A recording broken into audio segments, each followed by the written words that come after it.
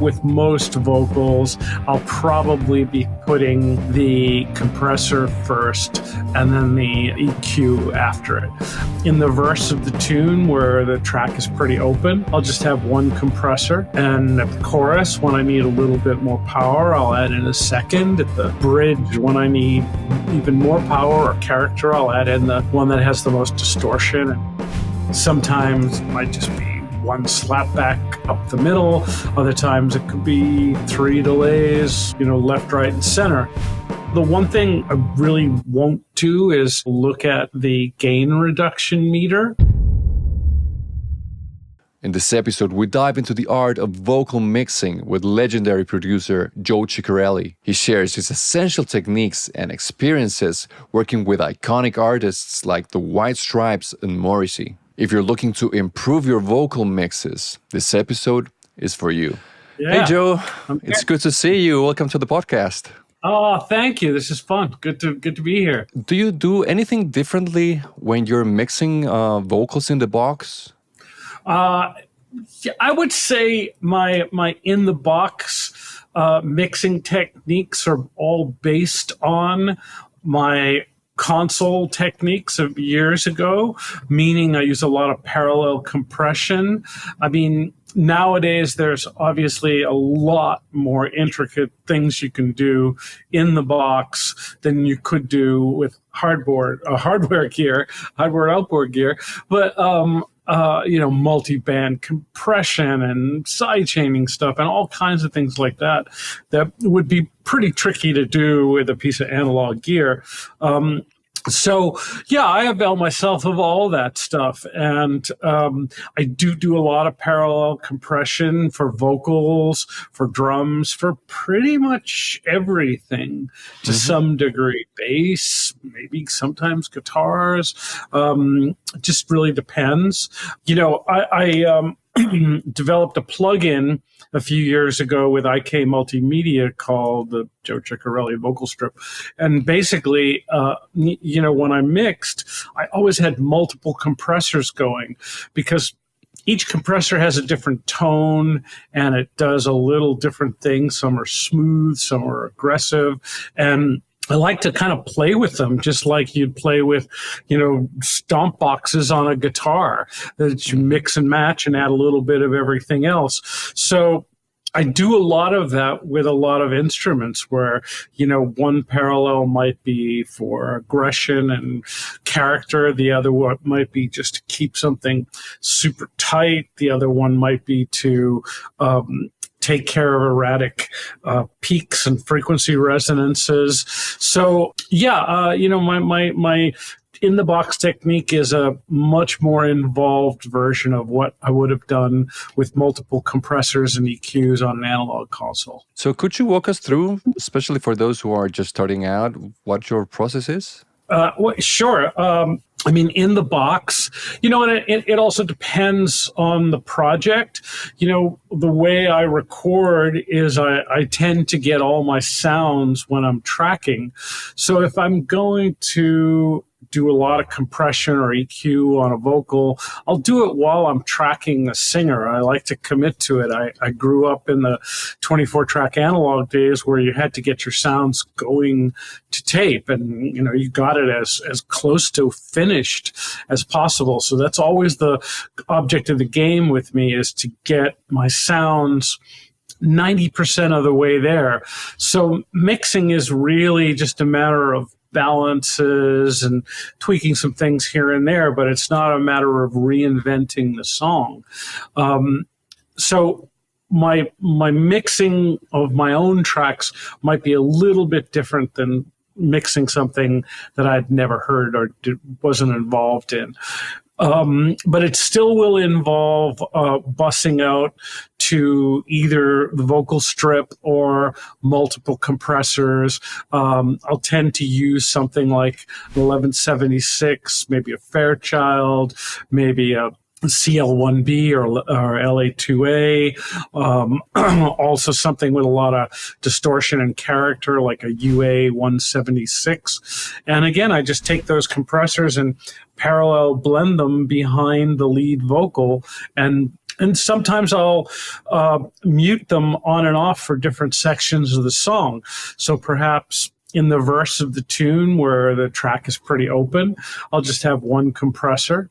And at the chorus, when I need a little bit more power, I'll add in a second. At the bridge, when I need even more power or character, I'll add in the one that has the most distortion and character. And it becomes, just like a guitar player would shape his part through the song, putting effects on in and out of different sections.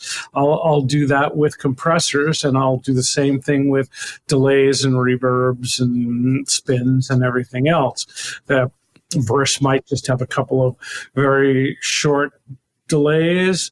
Choruses might get wider with more slaps and repeats. It's really dependent on the song and the style of the music. I mean, sometimes it might just be one slap back up the middle. Other times it could be 3 delays, left, right, and center. So it's all really, really song dependent and singer dependent too. But do you usually start with the cue? Yeah, depends. But yeah, and I like EQs that are broad-based, like a Pultec type tone control EQ, something that gives you size and warmth. And then I'll take something like a Fab filter, and I'll find those spots in the vocals, those ugly peaks in the vocals, and I'll sometimes using dynamic EQ and sometimes not, but I'll take those ugly mid-range frequencies out. Sometimes if I got a vocal that's a little bit extra difficult, I'll use Soothe. Soothe is a great plug-in for that. Use it all the time for vocals. So I might have, I might have a compressor on the insert of the vocal, and if I do something strong, it's mostly because I'm doing it for character and I want something that sounds compressed. But normally it might be something like LA2AA, LA3A, simple kind of compression, just a little bit of it, and I'll let the parallels kind of do the heavier compression. So if you're using the Pultec, it's usually first in your chain, and then you clean it with a fab filter? No, I'll go back and forth. And the great things about plugins as opposed to patch cords is that you can easily try, because it's going to determine if you have a compressor on the insert. Sometimes you want the compressor to get those really loud, open vowels that jump through those 400 cycle OE vowel sounds that make the meters go crazy. So sometimes I want the compressor to handle it. Sometimes I want the EQ to handle it. But typically, I would say with most vocals, I'll probably be putting the compressor first and then the EQ after it. I kind of find that if I put the EQ first, especially something like a Pultec, I'm doing that because I want a little bit more punch. I find that it's a little smoother, more hi-fi, if you will, if I put the EQ after, perhaps a little bit more aggressive if I EQ into the compressor. For me, listening to compression was one of the hardest things to learn and to listen to understand. So could you explain us when and why to use compression? Good question. I think we all get used to certain styles, certain habits, certain sounds. Things like electronic keyboards, electric guitars don't always need a lot of compression.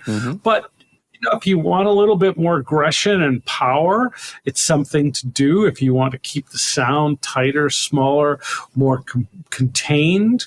The one thing I really won't do is it's rare for me to look at the gain reduction meter.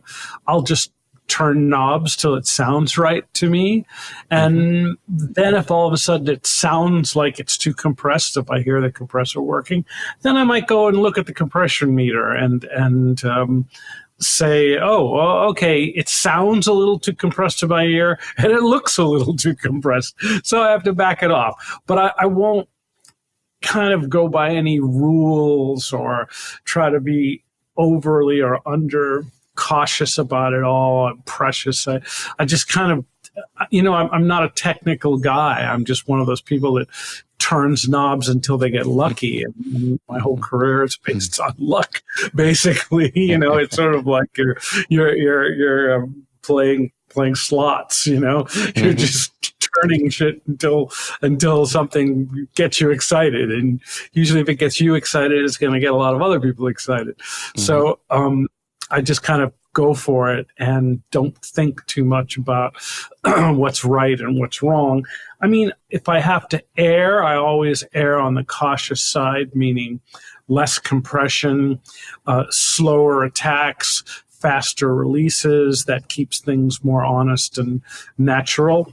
And in general, especially with vocals, work from a place of a slower attack and a faster release. I like to keep the vocal big and honest sounding, but there are times that you want a tighter, smaller vocal that just sits in a place in the track, perhaps in a wall of guitars. So then I might get a little bit more aggressive with the attack times. And for the people that's just starting compressing vocals, what do you think it's the best compressor to start? One that is easy to start learning how to use it, or is not too aggressive? Foolproof compressor is the Teletronics LA2A. It's an optical compressor. They're very kind to vocals. You can sometimes just a dB, 2 dB of compression, and it'll keep things in check and bigger sounding. And that, to me, is the perfect vocal compressor. And of course, nowadays there's all kinds of LA2A, 3A models, because every one of those compressors in hardware, real life, is all a little different. The optical cells, the way they act, release and attack times are a little different. So they all do different things. So it's kind of interesting when you try different plug-in versions of them, because they'll all have different shapes and characters, and some the top end is a little hyped, some not. And but I think any kind of optical simple compressor like that is a great place to start. And I tend to keep the compression ratios smaller, 3, 4, 5 to 1, something like that. So why do you use parallel processing while mixing vocals? Because I find that I can keep the main vocal, a bit more natural sounding and honest sounding. You don't hear the processing as much as if you add it underneath the vocal. And this way you can get it more extreme with the processing. And because that processed vocal is maybe only 25-40% of the overall sound, you can really treat it more aggressively and not have it get the main vocal to a point where it sounds tweaked and unnatural. Nice. One of the common things that people ask me when I'm mixing is to get the voice or the vocal, I mean, like in your face. So what's the easiest way to do that? Well, I mean, again, it depends really on the recording. You got to kind of record it that way. You got to record it with a mic that has detail, and you can't do it in a very ambient room. You got to do it in a tighter room, all those sort of things. But I mean, to me, that means, again, some parallel compression that's probably slower on the release, maybe faster on the attack, and maybe a good amount of compression, but definitely slower on the release. So that vocal, every nuance in the vocal stays up high and, in your face. I would try, if I'm adding delays, I would keep them very short and very dark sounding, so you don't really hear them. So they just fill out the vocal, that you don't hear them as repeats or slaps, that they're just there to add a little bit more size.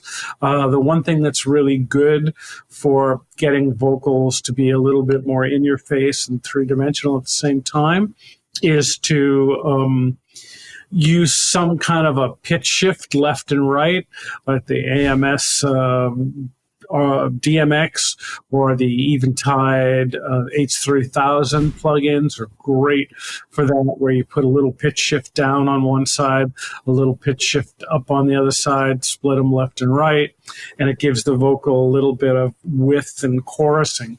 So it kind of makes the vocal a little bit more exciting, but also a little bit more 3D.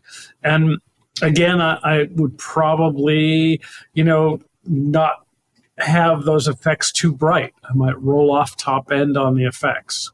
Do you usually EQ the vocals differently, maybe the verse from the chorus, to change the dynamics?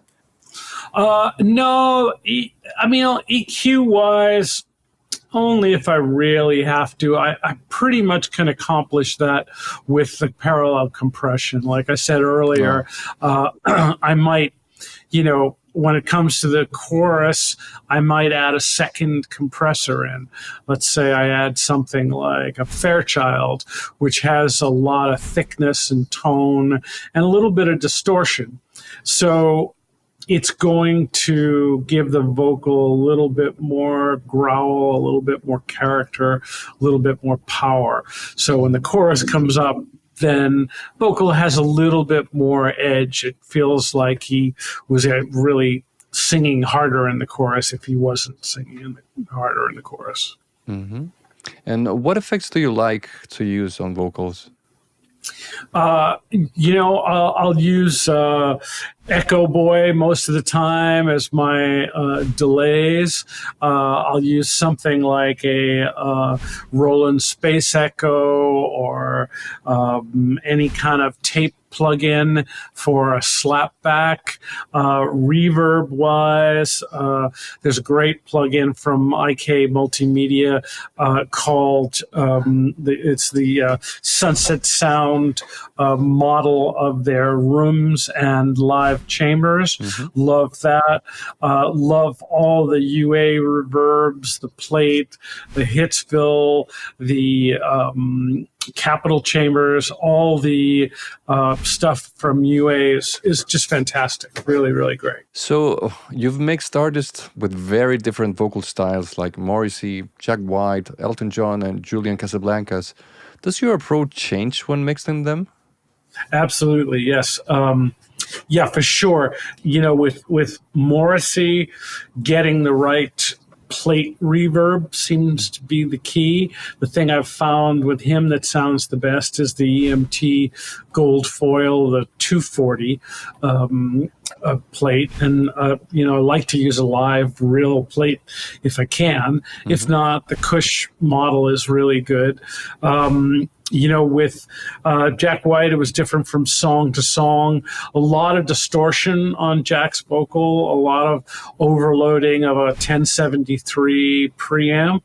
That was really the key, was getting, enough character to the distortion. He really liked that kind of overloaded sound.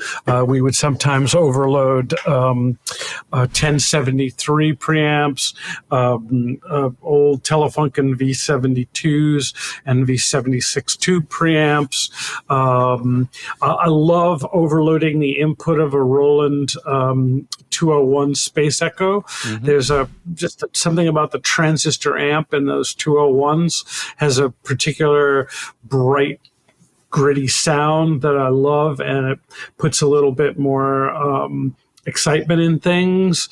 So it is definitely, every singer is different for sure. Nice.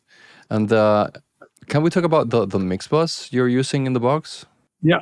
Well, most of my mixes are through a summing network and analog stereo bus. So I have a Burl summing system set up, 32 channel summing box that all my Pro Tools outputs come through. And then that goes through a analog mix bus chain. And that mix bus changes depending on the song, depending on the music. I use a Chandler curve bender EQ that I've used for years, especially for rock music. It's really, really great. I use the Shadow Hills mastering compressor in hardware. And you know, when I've done stuff in software only, I'll use some of those similar devices. Sometimes for more rock music, the Allen Smart C2, the SSL style compressor, is great because it manages the mid-range in a really nice way. So I'll use that for more rock things. Sometimes if I need a touch of EQ on the back end, I'll use an API 550 to get a little bit more 15K or something on the mix. I have an SSL Fusion here, which I use often on the mix, but the only thing I really use from it is a little bit of saturation and a little bit of MS widening. I don't use the EQ or the high frequency limiter or some of the other things that it'll do. So I keep it pretty simple. And, you know, part of the thing is that I've got to use devices, since those are in the analog world, I've got to use devices that have click stops, detents on the pots, so I can recall the mixes. So when it comes to doing a mix, you know, I've got to keep my stereo bus, you know, as consistent as possible. And I take pictures of every song, and then I've got to, you know, click stop, put everything back for the next song, you know. So I'm always taking clear photographs and recalling things old school. But, you know, doing stuff in the box, yeah, I guess I am using very similar kind of techniques. So at what stage of the mix do you turn on the compressor? Good question. Maybe could be halfway through it, three-quarters of the way through, kind of when I have my basic balances, sounds, starting to get levels and putting everything in place and maybe doing a couple of rides. When it's starting to feel like, okay, oh yeah, this is taking shape, starting to feel like a record now, then I'll switch over my monitoring through the Pro Tools print track, which has my Shadow Hills and Curve Bender and everything else on it. And then I'll pick and choose, okay, for this song, it sounds better if I use the API and not the Curve Bender, or this song sounds better if I don't use the Fusion, or this heavy, dense rock track sounds better if I use the Smart compressor than the Shadow Hills kind of thing. And sometimes it's both. Sometimes it's maybe just half a dB of the Shadow Hills and maybe a dB of compression then from the Smart. So you worked with Roy Thomas Baker on a couple of records, right? Yes, when I was a young assistant, I was very, very fortunate. I got to work with George Martin and Roy Thomas Baker and Jerry Wexler and so many great producers. And Roy was really great for me. I learned a lot from him because he was always very bold. He and Jeff Workman, his engineer, were always very fearless and daring in their choices and the way they went about things. And they had no rules, you know. They were really kind of, you know, chaining three compressors in a row or three EQs or whatever it was to get whatever sound they wanted. Just no question in their mind they were doing the right thing. The end always justified the means, and that was really eye-opening to me, because it just meant that every rule that I had ever been taught I could throw out the window, and I could do whatever I wanted, as long as in the end everybody's excited and feels like, wow, this sounds great, So it's pretty great for me. I mean, I really that was a turning point. I think it gave me license to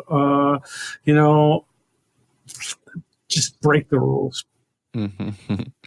Is it true that he doubled and sometimes even quadrupled almost every instrument? I wouldn't say every, certainly not drums and bass, but guitars were doubled and quadrupled, vocals, background vocals, multiple tracks of background vocals with a lot of compression.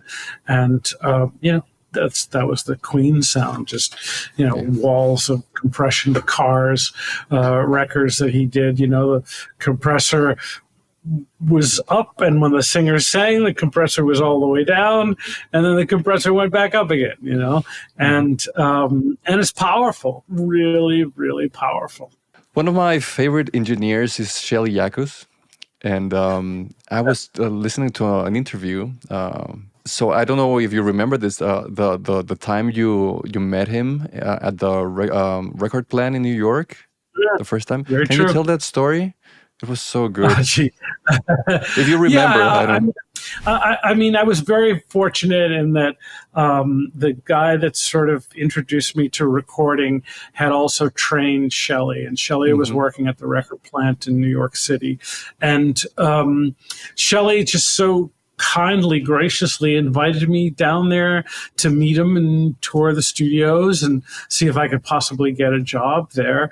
And when I went to meet Shelley, he was in the middle of working with John Lennon, and he was so kind that he introduced me to John and, treated me like he had known me for years, and we'd only just met. It was a pretty wonderful experience. And the interesting thing about Shelley is that Shelley's techniques are almost opposite Roy Thomas Baker. I mean, Shelley's very deliberate and very careful and very subtle and nuanced, but still listens to everything. And what he's trying to achieve is really the end point, and it doesn't matter really how he gets there, and he'll try multiple different things to get there. And Shelley has got such great ears and so nuanced ears that he can tell you the difference between one API 550 and another API 550. The one that's got serial number 12 sounds brighter than the one that's number 15. And he knows and kind of logs them in his brain, and, will say, oh, this one sounds better on bass, this one sounds better on guitar. So he's really thinking every step of the way. And, every album he's made are just iconic records from Tom Petty and John Lennon, and it's just so many great things. Van Morrison, I can't go on. It's just endless list. It really, I learned an awful lot from Shelley, and he was so kind to me. He basically introduced me to Jimmy Iovine, and I ended up engineering for Jimmy Iovine for a long time. And that was a great experience, because Jimmy's just a master with artists. I mean, he really understands artists and how to work with them. And he's such a great protector of artists. He will never let them look bad. He will just do everything possible to put them in the greatest light. And he has a great sense of the big picture, what he wants the record to sound and feel like. He might not be the detail guy, but he knows in the end what it should be. And he knows that from the very start, which I think is really, really important. I think when you go into any project, I think you have to have a sense of what it's supposed to sound like at the end. Like, you have to hear the finished record in your head before you even get into rehearsal with a band. That's really important to me. I mean, I spend a lot of time before I start a project thinking about how I want it to sound overall. And the choices I make when I'm rehearsing with the band in terms of their arrangements and the feel and which guitar to use and which not to use and what the bass line should be and what the bass sound should be. All those are really me trying to get to that picture of what the album's supposed to sound like that I have.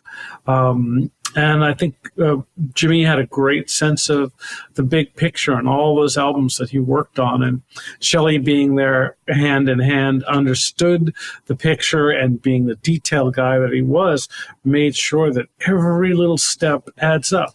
Because it does.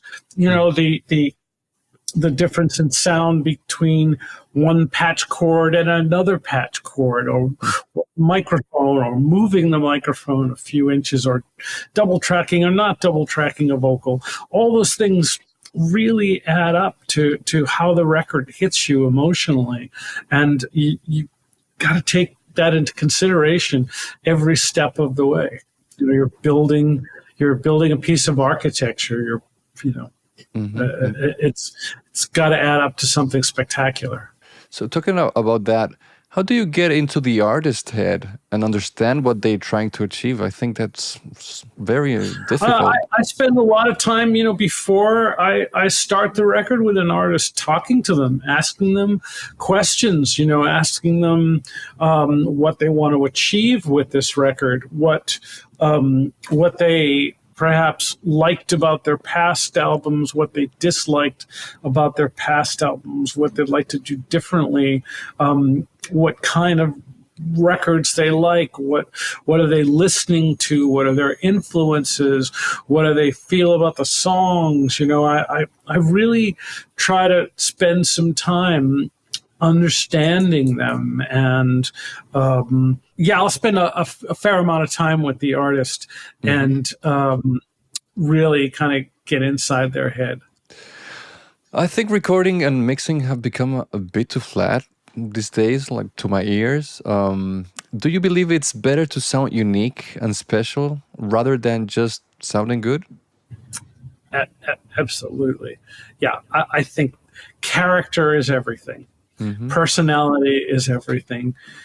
It's sad that certainly in the pop world, and to a certain extent in the hip hop world, things are very similar sounding now. Everybody is kind of copying everybody else, and people aren't really taking chances. Obviously, a lot of people are using the same sounds, the same drum samples, etc. So things are a bit homogenous. But I think, the thing that, when you're listening to something in the car, or you're going through, recommended artists or artists on a playlist, it's when something sounds weird or wrong or different that it catches your ear first, and then you're willing to commit your time to it and listen to it. So I think mistakes in recording are like some of the best things that can happen. Those times where, I don't know, you thought you had a mic plugged in properly, but it turned out it was the mic that was sitting on the floor in the hallway, and you thought it was supposed to be the guitar mic, and it ends up sounding amazing on the guitar because it's not something you would ever do, is improperly mic it.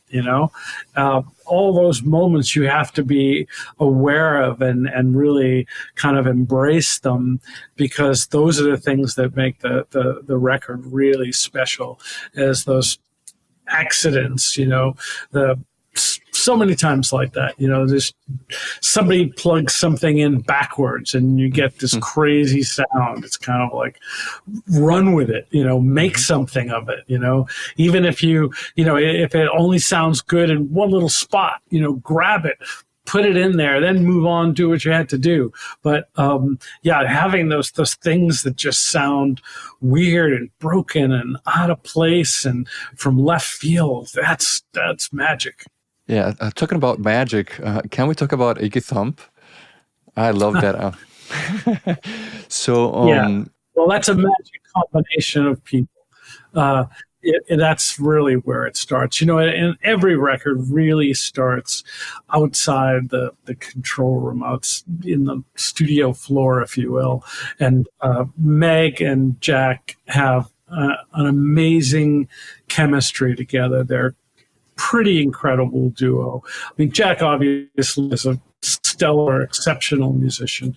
I've worked with him on the record tours and some of his solo stuff, and he's just extraordinary as a visionary, as a guitar player, as a human being. And but the combination of Meg and Jack was really, really, really singular. I think Meg really understood how to navigate the ebb and flow and the crescendos and decrescendos and the time changes and everything. It gave him so much more room as a player to maneuver. And, her beats were really kind of simple, but so powerful and with so much intention that it just complemented everything he did. A really, really magical combination of people. Mm-hmm. I assume they played live, right? Yes, of course. Yeah. It was definitely, pretty much everything was all done, the two of them out in the room. Mm-hmm. Certainly things were overdubbed or punched in or added, vocals done later, all those things, or some songs double tracked. But yes, it started no click tracks, no Pro Tools. That was all 16-track analog album. And, just really about capturing magical performances. And Jack is really aware of that. He knows when the chemistry is there and when something is doing that thing that gets you excited. He's really, really good at sensing when the song has become the song. Is it true that you blew out many Colts 4038 while recording guitars? Yes. I don't remember how many, but a good half a dozen plus. And we even put windscreens in front of them. We, would back them off the amp. We also used the AEA R84s because they seem to take a little bit more level, and Royers, but Jack really liked the Coles and the way it sounded and what it did on guitar. And we did. We probably sent about 6 or 8 of them back to be re-ribboned. So how loud was the amp?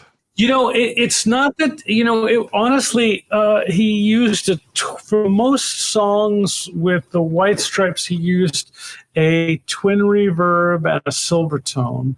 And it's not that the amp was on 10 or anything. I think it was on 2 or 3, but twin reverbs are loud and they're very punchy. And Jack has a very kind of punchy attack to his playing.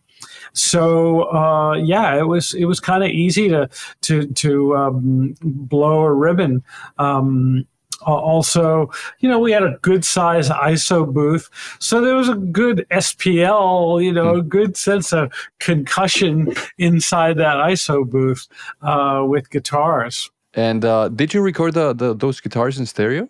Yeah, pretty much the main rhythm guitar was always recorded on two tracks, the twin and the silver tone left and right, or some combination. Sometimes if they were doubled, I'd only use one amp, or maybe I'd use the twin and tuck in just a little bit of the silver tone just underneath it on a mono track. But for the most part, that was the White Stripes sound. When we went and did the Raconteurs, we used a lot of other different amps.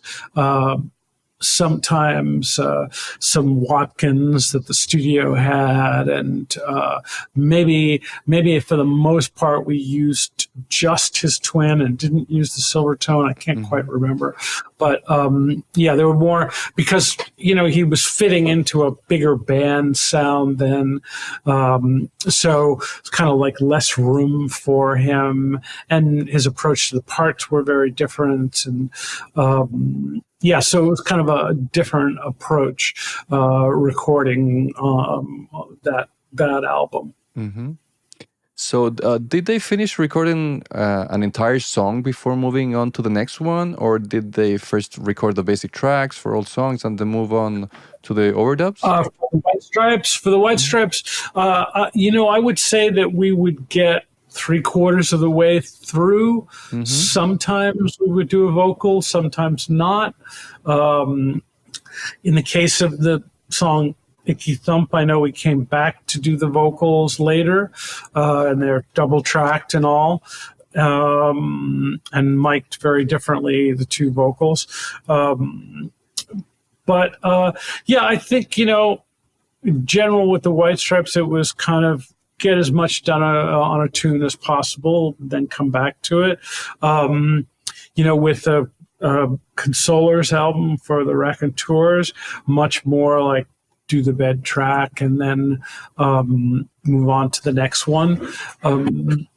It depends. I mean, I do like the approach of hunkering down on one song and getting it as close to finish as possible. But sometimes nowadays, especially economically, you don't really have that luxury, because usually the way I work is I'll go in, like my studio here is at East West in Hollywood, and I'll use one of their main rooms for the tracking.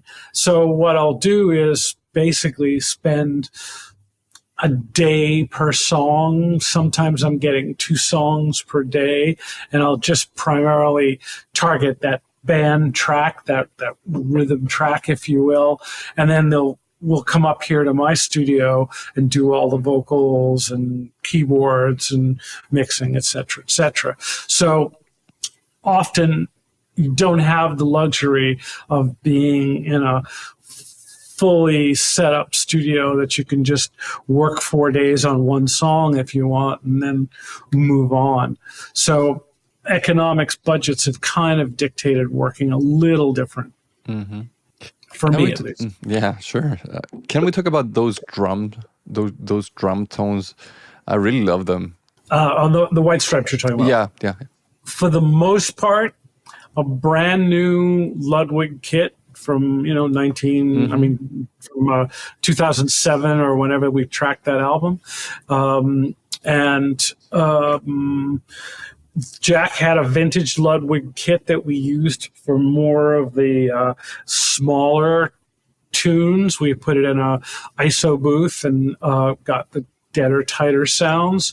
But the bigger rock tones are brand new Ludwig kit. And a Black Beauty snare for most of it, I would say. We're fortunate. We worked at Blackbird Studios in Nashville, which is, one of the best studios in the world. It's fantastic. And, among having a great collection of microphones and outboard gear, John has 20 drum kits and 20 guitar amplifiers and 50 guitars there. And, so you have a lot of things to try. So definitely we would change snare drums and, do different things. But, pretty consistent. Meg hits hard, and she's really good at not bashing her cymbals. She hits the toms and all, and snare pretty loud. So you don't have to, certainly when you're using room mics and all and doing it live and not overdubbing cymbals, you have to, be careful of the compression and everything, because cymbals get a little crazy. But, she's really good about the dynamics. So it's pretty easy to get sounds from her. At the time, they had a Trident Series 80 console in there, and but they had a lot of outboard Neve 1073s and BCM 10 consoles. So, we use the little Neve broadcast console for the drums and some Neve modules for guitars and APIs for guitars. But we also, anytime I had to blend things together, because once again, this is 16-track analog. So I had 3 snare drum microphones. They all had to go down to 1 track. So they had to all go through the Trident console. And same thing with kick drum or room mics or guitar mics and everything. So, part of the record is definitely the kind of combination of Neve and Trident.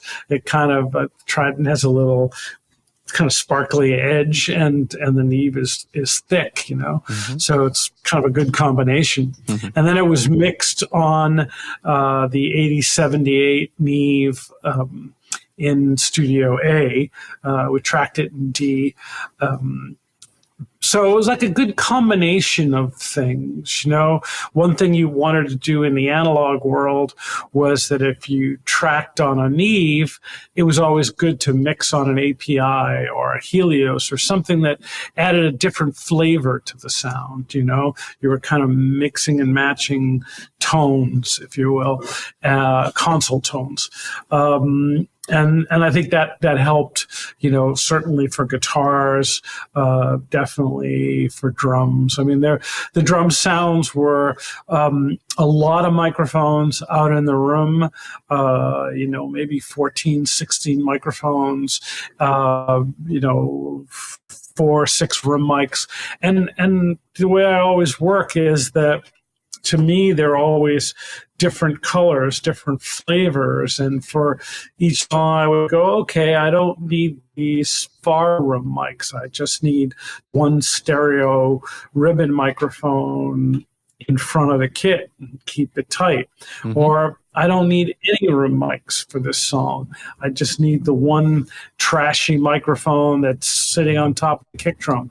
So I kind of look at it as they're just paint colors to choose from, and I'll have them all there at my disposal and decide when I hear the song, okay, this could use this kind of treatment as opposed to that. I read somewhere that you fed the drums into a guitar amp. Is that true?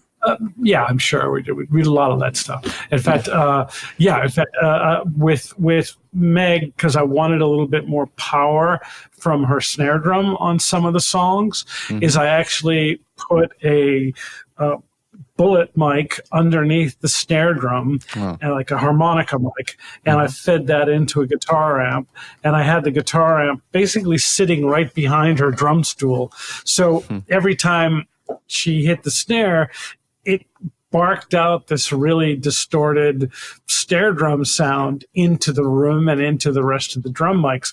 So it's kind of like, nowadays you take the drums and put them through a decapitator or whatever it is, or SansAmp plugin, and add some of that in. So basically, I was doing that live because it's analog, and it's analog tape, and you don't have tons of tracks and plugins and options. So all the sounds that we now do in sort of post, if you will, had to be done live off the floor while they're playing. And obviously the great thing about that is when you get it right, it's inspiring to people, Sure. and the drums sounded crazy in the room, and Jack's guitars being so loud, I'm sure that gave the drums even more muscle, and it was more exciting. They fed off each other. It was just ups the whole thing. So yeah, that's I like to do a lot of that stuff still. Even when I know I'm gonna take months overdubbing an album and getting into the minutia of it all, I still, like, on my tracking date, it's important to me to, like, have the sounds and for it to really sound like I want to have the blown up room mics or have the distortion for the singer. So even when he's doing a guide vocal, he'll do something that's inspirational and it's more fun for everybody there.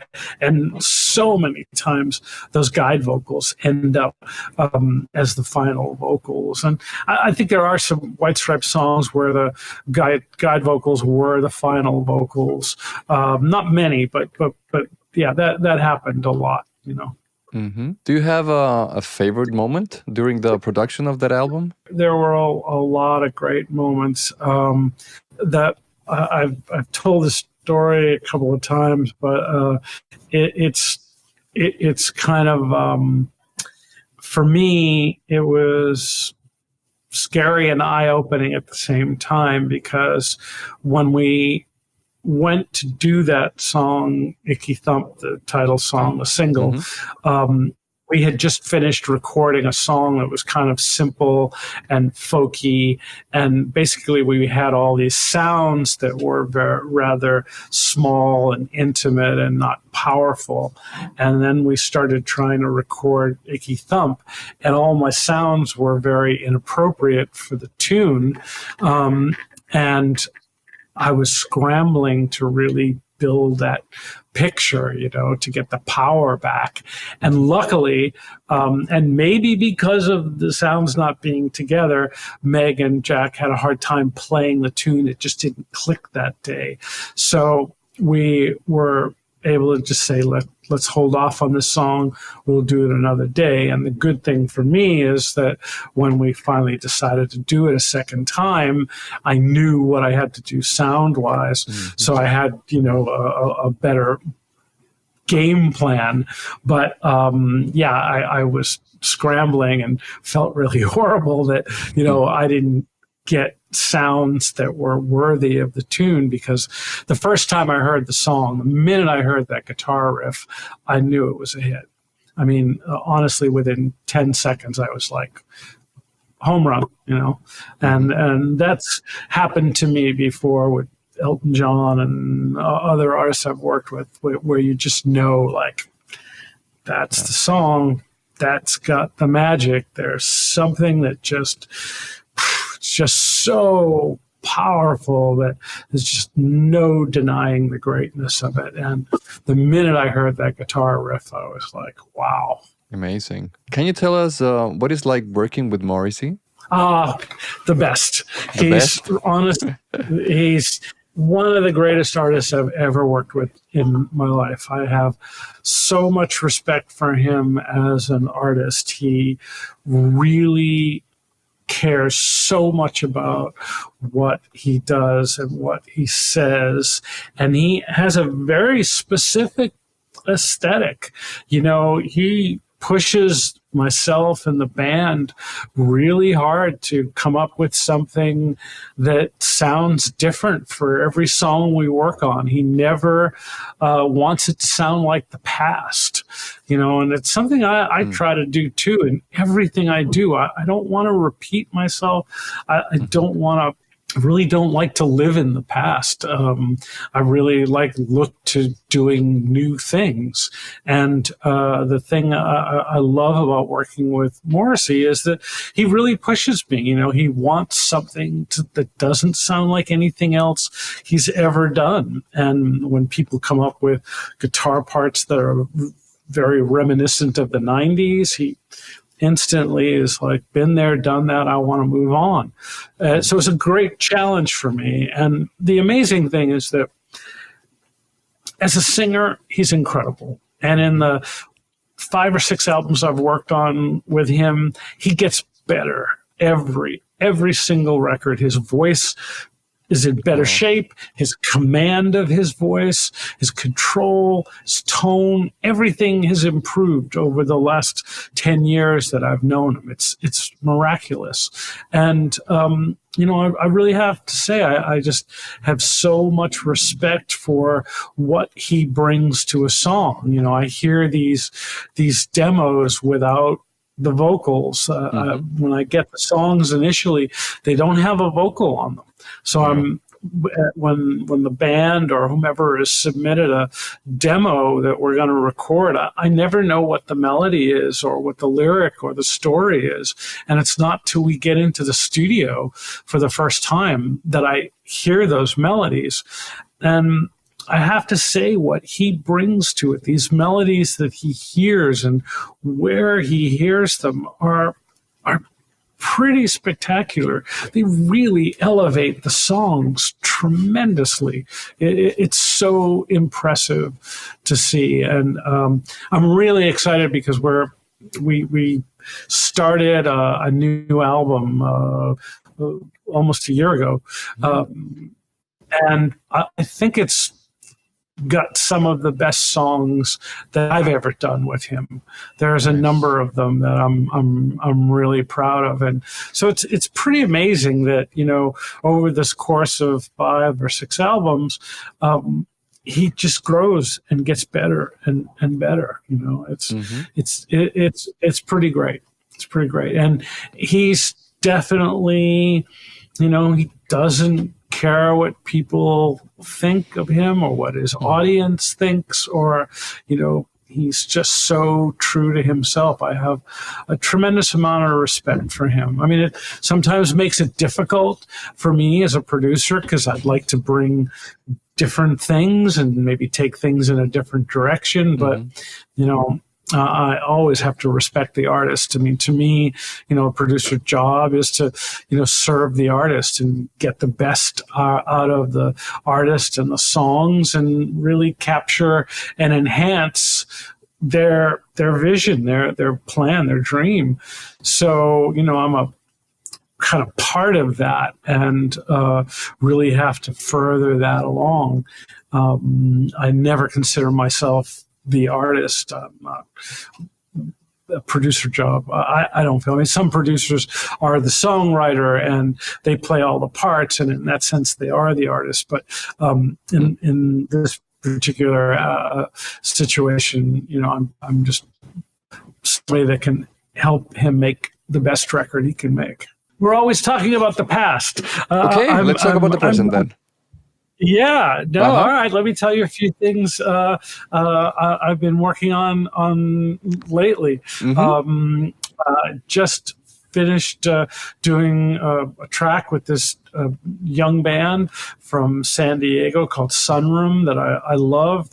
They've got that sort of early 2000s New York City punk energy to them, that kind of, feverish, downstrokey thing, but they also have some surf influence, some 60s garage rock influence. Really, really fun band with great chemistry with the players. There's a really nice magical thing there, and really fun working with these guys. It's great. And then I just spent about 4 months working on a record for a band called Ripe, who are they're hard to describe what they do. There's a kind of R&B flavor to it. Things are very groove oriented. There's a horn section with very active, almost Earth, Wind and Fire horn parts to it that are very hooky, very catchy. The horn parts are as hooky as the choruses are. Singer's got a big voice. And we actually did an album plus an EP, because this is the kind of band that goes out on the road and tours for a long time. So they wanted to have what will be the 10 or 11 song album, and then to also have an EP in the can. So if they're out on the road for 6 months to a year and they need to release more music, they can put out an EP because, as you know now, it's very, very important for artists to always be releasing new music and kind of engaging their fans and connecting with them. So putting a single out and then 6 months later, another single or EP is really, really important. So they're very wise in doing that. And they're all ex-Berklee School of Music graduates and, really talented people. So that's been fun. Just finished an album for a band on Sony called The Takes, who are a little bit more folky. Singer's got a beautiful voice. Very young band, but really great chemistry between them all. One of those bands where, when you look at their individual skill level, it's simple, but when you put it all together, it just blows up and has this magical chemistry to it. They're really good. They kind of, people might label them as Americana, but they have a more intense kind of rock side to them. And Singer's got a great voice. They're all just wonderful people. And so doing another album with the band Oxbow, which is very experimental, moments that it's heavy metal, moments that it's punk, moments that it's arty recitation, moments that it's symphonic, and it's really a great challenge there's something where there aren't any rules. You're not bound by pop music. You do things outside the box all the time. And that's freeing and that's fun. And that's really, really important to me. I think that, ultimately it's the stuff that doesn't sound like anything else, that doesn't conform to the rules. Those are the things that stick around a long time when you just sound like what's in your heart. You just go for what it is that you want to do, and you just gotta hope and cross your fingers, whatever, that somebody else out there loves it as much as you do. So trusting your gut, your instinct is so important to me, and not following trends, but being your own trend. Yeah, I like that. So now you're recording mainly at East West, right? Yes. So I'm based out of East West here. Yes. Do you have a favorite room? Oh, yeah. They're. It's amazing. These are all rooms built in the 1950s by Bill Putnam. Yeah. Studio 3 is the Pet Sounds room where the Beach Boys did all their recording, and Studio 1, all the Sinatra stuff. Studio 2, all the Chili Peppers records and Audio Slaves. And, so there are 3 very, very different tracking rooms, with different sounds, and really wonderful spaces to be in. And it's always pretty great when you work in these rooms, Blackbird and Electric Lady, and I go to La Fabrique in France all the time. And you work in these rooms that not only have a sound to them, but they have a history. And when you bring in an artist to those spaces and they know, oh my God, Sinatra recorded That's Life here. I'm standing right here where he did that vocal, and the orchestra was right here. That's pretty inspirational. That's pretty exciting. And I think people feel like they have to they want to be part of that history, and they have to really perform up to that level. So it's always great being in these spaces. I think they're inspirational. And the nice thing here is that there's multiple studios, and one studio might be doing a big band date. There's a heavy rock band in another room, and then there's somebody doing pop tracks in another room, and everybody runs into each other in the hallway and feeds off each other and talks to each other, and there's a nice sense of community. We're all so accustomed to working in our own little individual spaces that you kind of are in this bubble and you don't get to interact at times. So it's nice being part of a community. It's really healthy here. I love it. Yeah, it's so inspiring, and not only to musicians. I remember the first time I recorded at Studio 2. It was amazing. Like I was like, okay, and the Neve board, and I love that. Neve sounds so fast. It's pretty crazy, you know. I've tracked a few albums there now, and bringing the tracks up to my room to mix. It's kind of like I don't have to do that much, do I? You know, it's kind of like, oh, this is pretty easy. It feels like there's so much more sound there. You know, there's so much more thickness and richness and body and weight to the tones that I feel like, wow, I'm 90% of the way there. It's just touch-ups. It's not like I have to build something from something that's not there. There's just so much tone. So now your gear is in one of those studios? Because I remember when I was I went to Sunset Sound, and all your gear racks were there. Yeah, my racks are stored away, and I use them. You know, when I'm tracking, I bring them in, and then I have a whole separate setup here in my space that I use for overdubs, and my space is nice and big here, and that a whole band can camp out, and I can do guitar overdubs, vocal overdubs, keyboards, whatever I need, and it works out great. Joe, thank you so much for being here. I really appreciate this. Absolutely. Yeah, this was fun. And I hope you got what you need, and I hope your audience enjoys it.